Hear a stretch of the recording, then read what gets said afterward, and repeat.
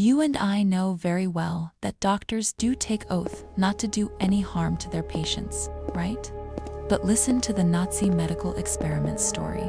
The doctors who abandoned the Hippocratic Oath in Germany during the Second World War. Across Europe, millions of people were being persecuted by the Nazi regime. But inside concentration camps, another horrifying chapter was unfolding. Some prisoners were selected not for execution, but for something equally terrifying: medical experimentation. The people conducting these experiments were not untrained criminals. Some were physicians, people who had studied medicine, people who understood anatomy, disease, surgery, and human biology, people who had once been trusted to heal. Yet inside the Nazi concentration camp system, prisoners were treated as unwilling research subjects. They could not give consent, they could not refuse, and they could not simply walk away. Tonight, we examine how medicine became entangled with Nazi ideology. The experiments performed on prisoners, the doctors who participated, and the trial that eventually exposed their crimes to the world. When Adolf Hitler and the Nazi Party came to power in 1933, Germany already had a strong scientific and medical establishment. But Nazi ideology increasingly influenced medicine. The regime promoted ideas of racial hierarchy and racial hygiene. Certain groups were portrayed as biologically inferior or dangerous to society. People with disabilities were particularly targeted. The government introduced compulsory sterilization policies. Doctors and other medical professionals participated in identifying people whom the regime wanted sterilized. This was an important turning point. Medicine was no longer being used only to treat individuals. It was increasingly being used as an instrument of state policy. And as Nazi persecution expanded, the consequences became increasingly severe. Concentration camps became central to Nazi persecution. Dachau, Auschwitz, Ravensbrück, and other camps imprisoned enormous numbers of people. Prisoners lived under brutal conditions. They were subjected to forced labor, starvation, disease, violence, and constant fear. Within this system, certain physicians were given access to prisoners for experimental purposes. The prisoners had no meaningful ability to consent. The experiments were sometimes presented as research for military medicine. Others were connected to Nazi racial theories. But regardless of the claimed purpose, the fundamental ethical problem remained. The subjects were prisoners being used without their consent. Dachau became one of the major locations for Nazi medical experiments. Some experiments were intended to investigate problems faced by German military personnel. Researchers investigated the effects of extreme altitude. Other experiments examined hypothermia and ways of treating people exposed to extreme cold. There were also experiments involving seawater and diseases. But the fact that a study might have a military purpose did not make the methods acceptable. Prisoners were unwilling participants. Some experiments caused severe suffering. Some victims died. And the evidence later presented at Nuremberg showed that these were not isolated incidents. They were part of a broader system. Auschwitz became the largest symbol of Nazi persecution and mass murder. More than 1 million people were deported there.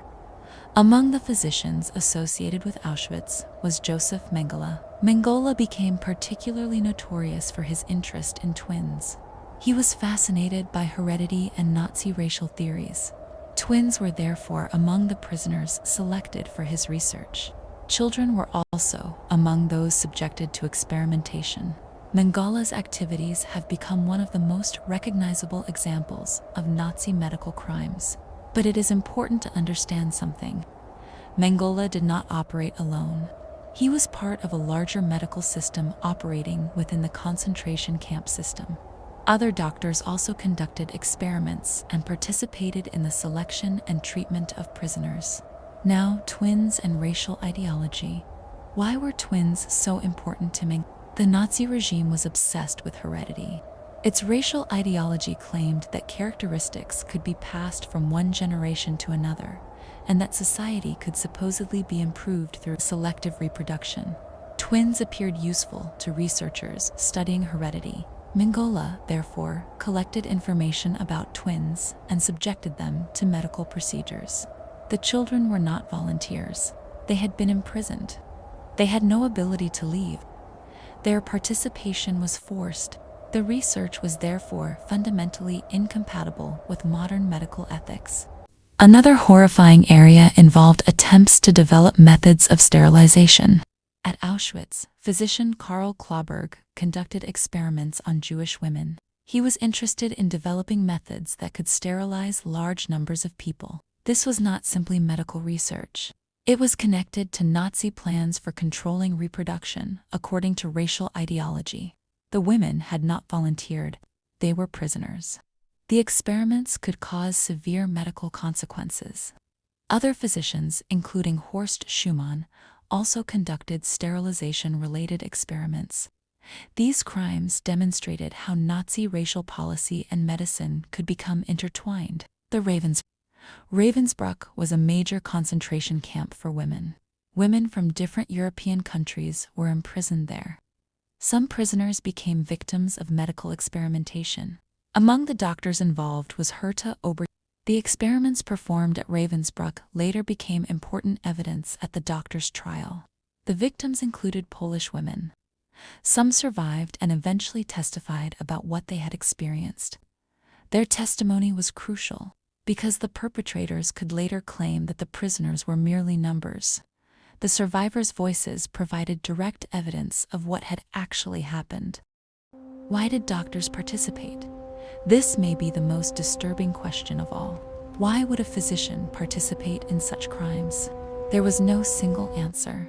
Some were committed to Nazi ideology. Some sought professional advancement. Some were motivated by scientific ambition.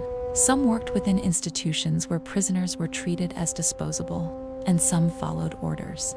But following orders did not erase responsibility.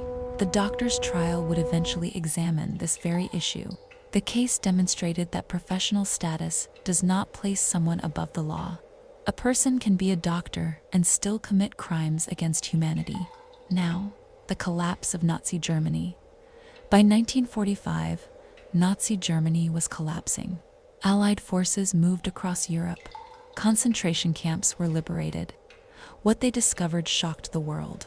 Survivors emerged from camps that had become symbols of persecution and mass murder. Documents were recovered.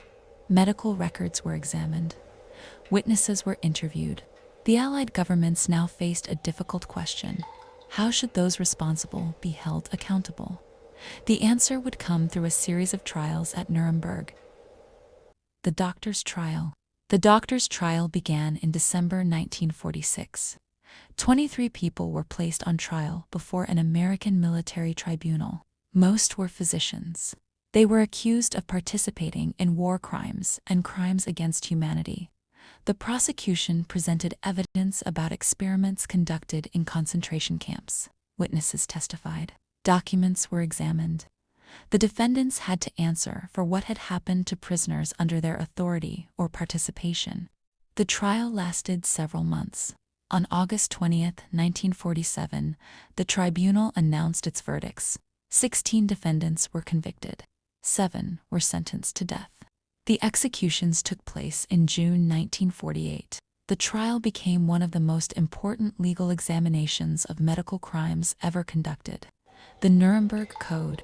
One of the most enduring consequences of the doctor's trial was the development of the Nuremberg Code.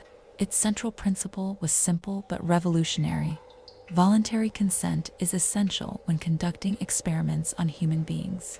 The code emphasized the importance of avoiding unnecessary suffering and ensuring that research has legitimate scientific justification. Today, informed consent is a fundamental principle of ethical medical research. Before participating in many forms of research, people must be told what is involved and must have the ability to make a voluntary decision. These protections exist partly because history demonstrated what can happen when they are ignored. The victims. It is easy to remember the names of the perpetrators: Mengele, Oberhuser, and others. But the victims should remain at the center of this story. They were not experimental numbers. They were human beings. They had families. They had childhoods. They had ambitions. They had ordinary lives before persecution took them away. Some never returned home. Others survived, but carried the consequences of what happened to them. Their stories became part of the historical record, and their testimony helped establish the truth. The warning: the Nazi medical experiments are more than a story from the distant past. They are a warning. Medicine depends on trust. Patients trust doctors with their bodies and their lives. Scientific research depends on ethical boundaries. And society depends on professionals being willing to say, there are things we must never do to another human being. The Nazi period demonstrated what happens when those boundaries disappear, when ideology replaces ethics, when prisoners are treated as objects, when scientific ambition becomes more important than human dignity, and when professionals stop seeing the person in front of them as a human being. The doctor's trial helped establish an enduring principle. Scientific progress is never a justification for violating human dignity. The people who suffered in these experiments cannot be brought back, but their stories can still teach us. They remind us that medical knowledge must always be accompanied by compassion, consent, and perhaps that is the most important lesson of all. A white coat does not automatically make someone good. A medical degree does not make someone incapable of committing evil. What matters is what a person chooses to do with their knowledge and their power. The victims of Nazi medical experimentation deserve to be remembered not only because of what was done to them, but because they were human beings whose lives mattered. May their stories never be forgotten. Remember, if this story taught you something, remember that history is not only about dates and names, it is about people. People who lived, people who suffered, and people whose experiences changed the world. Subscribe for more carefully researched true crime and dark history documentaries. And remember, those who